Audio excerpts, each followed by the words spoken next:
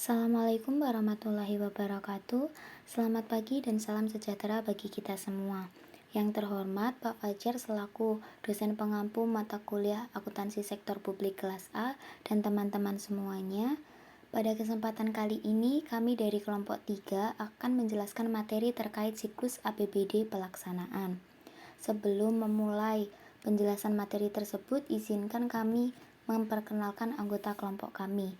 Yang pertama ada Dwi Selvi Amalia, NPM 21013010001.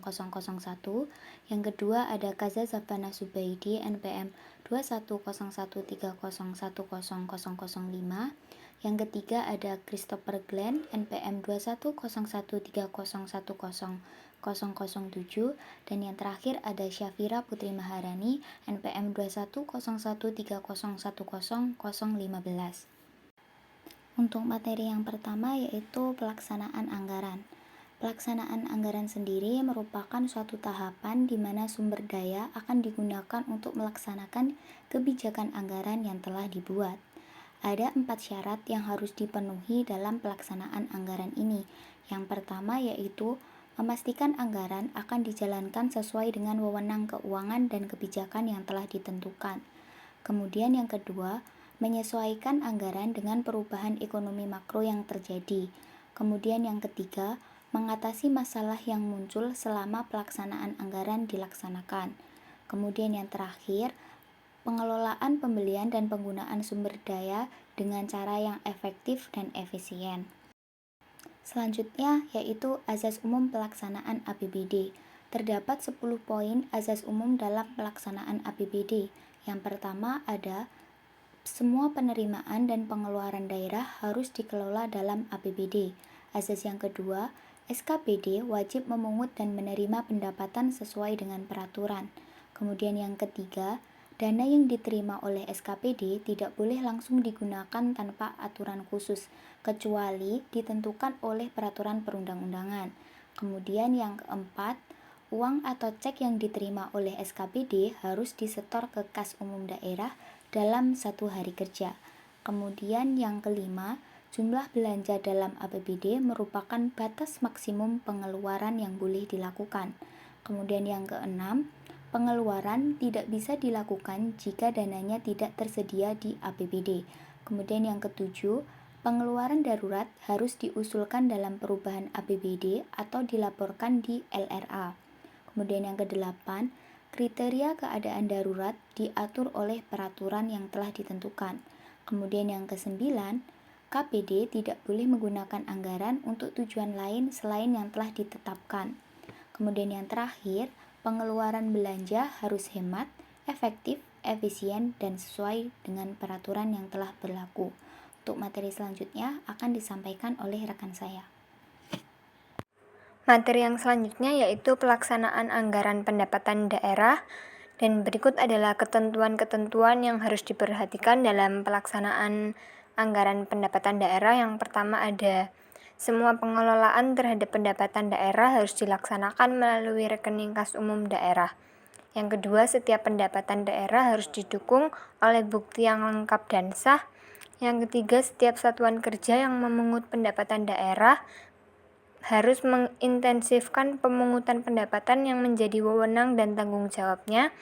Yang keempat, setiap satuan kerja atau SKPD tidak boleh melakukan pemungutan selain dari yang ditetapkan dalam peraturan perundang-undangan. Yang kelima yaitu pendapatan daerah juga mencakup komisi, rabat, potongan, dan pendapatan lain dengan menggunakan nama dan dalam bentuk apapun yang dapat dinilai dengan uang, baik yang secara langsung yang merupakan akibat dari penjualan, tukar-menukar, hibah, asuransi, atau pengadaan barang dan jasa, yang termasuk pendapatan bunga, jasa giro, ataupun pendapatan lain yang timbul sebagai akibat penyimpanan dana anggaran pada bank, serta pendapatan dari hasil pemanfaatan barang daerah atas kegiatan lainnya. Dan yang terakhir yaitu semua pendapatan dari dana perimbangan dan pendapatan lain-lain yang sah dilaksanakan melalui rekening kas umum daerah dan dicatat sebagai pendapatan daerah. Untuk materi yang selanjutnya akan disampaikan oleh rekan saya. Materi selanjutnya yaitu pelaksanaan anggaran belanja daerah. Setiap pengeluaran untuk belanja daerah atas beban APBD harus didukung dengan bukti yang lengkap dan sah.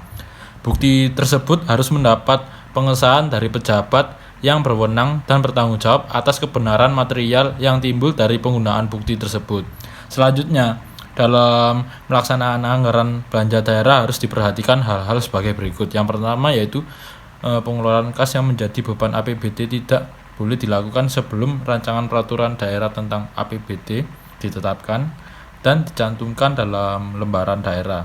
Pengeluaran kas tersebut tidak termasuk pengeluaran untuk belanja yang bersifat mengikat dan belanja daerah yang bersifat wajib yang ditetapkan dengan peraturan kepala daerah. Yang kedua yaitu dasar pengeluaran belanja untuk keperluan tak terduga yang dianggarkan dalam APBD. Misalnya, untuk mendanai tanggap darurat, bencana alam, atau bencana sosial, termasuk pengembalian atas kelebihan penerimaan daerah tahun sebelumnya. Harus ditetapkan dengan keputusan kepala daerah dan diberitahukan kepada DPRD paling lama 1 bulan sejak keputusan tersebut ditetapkan. Yang ketiga, pimpinan instansi atau lembaga penerima dan tanggap darurat harus bertanggung jawab atas penggunaan dana tersebut dan wajib menyampaikan laporan realisasi penggunaan dana kepada atasan langsung dan kepala daerah sesuai dengan tata cara. Yang keempat, pemberian dan pertanggungjawaban dana darurat yang ditetapkan dalam peraturan kepala daerah.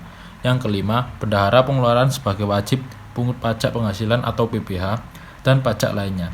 Wajib menyetorkan seluruh penerimaan potongan dan pajak yang dipungutnya ke rekening kas negara pada bank yang ditetapkan oleh Menteri Keuangan sebagai bank persepsi atau posgiro dalam jangka waktu sesuai dengan ketentuan peraturan perundang-undangan. Yang keenam, untuk kelancaran pelaksanaan tugas SKPD kepada pengguna anggaran atau kuasa pengguna anggaran dapat diberikan uang persediaan yang dikelola oleh bendahara pengeluaran. Materi selanjutnya akan dijelaskan oleh rekan saya. Untuk selanjutnya ada pelaksanaan pembiayaan daerah. Nah, pada pelaksanaan pembiayaan daerah ini telah diatur sesuai dengan Permendagri nomor 13 tahun 2006 pasal 137 sampai dengan pasal 153. Nah, ada 5 anggaran yang diperlukan untuk pembiayaan daerah. Yang pertama berasal dari investasi. Nah, investasi ini menurut Permendagri nomor 13 tahun 2006 yang dimaksud dengan investasi adalah seperti pembangunan aset untuk memperoleh manfaat ekonomis seperti mendapat bunga, dividen, royalti, manfaat sosial, atau manfaat lainnya, sehingga dapat meningkatkan kemampuan pemerintah daerah dalam rangka pelayanan kepada masyarakat. Yang kedua, ada pinjaman daerah dan obligasi. Pinjaman daerah ini adalah semua transaksi yang mengakibatkan daerah menerima sejumlah uang atau menerima manfaat yang bernilai uang dari pihak lain, sehingga daerah dibebani kewajiban untuk membayar kembali pinjaman tersebut. Selanjutnya ada sisa lebih perhitungan anggaran tahun anggaran sebelumnya. Nah, sisa lebih perhitungan anggaran atau kita sebut SILPA adalah selisih lebih realisasi penerimaan dan pengeluaran anggaran selama satu periode tahun anggaran. Nah, SILPA ini merupakan penerimaan pembiayaan yang dapat digunakan antara lain untuk menutupi defisit atau minus dari anggaran apabila realisasi pendapatan lebih kecil daripada realisasi belanja daerah. Yang kedua, untuk mendanai pelaksanaan kegiatan lanjutan atas beban belanja langsung. Dan yang terakhir, untuk mendanai kewajiban lainnya yang sampai dengan akhir tahun anggaran belum terselesaikan. Selanjutnya ada dana cadangan. Nah, dana cadangan sendiri adalah dana yang disisihkan guna mendanai kegiatan yang memerlukan dana yang relatif besar yang tidak dapat dipenuhi dalam 1 tahun anggaran. Jadi dana cadangan adalah dana jaga-jaga untuk sesuatu yang tidak ada dalam 1 tahun anggaran. Selanjutnya ada piutang daerah. Nah, untuk piutang daerah ini adalah jumlah uang yang wajib dibayar kembali kepada pemerintah daerah atau hak pemerintah yang dapat dinilai dengan uang sebagai akibat perjanjian atau akibat lainnya berdasarkan peraturan perundang-undangan atau akibat lainnya yang sah. Sekian materi yang dapat kelompok kami sampaikan. Semoga bermanfaat bagi kita semua. Dan wassalamualaikum warahmatullahi wabarakatuh.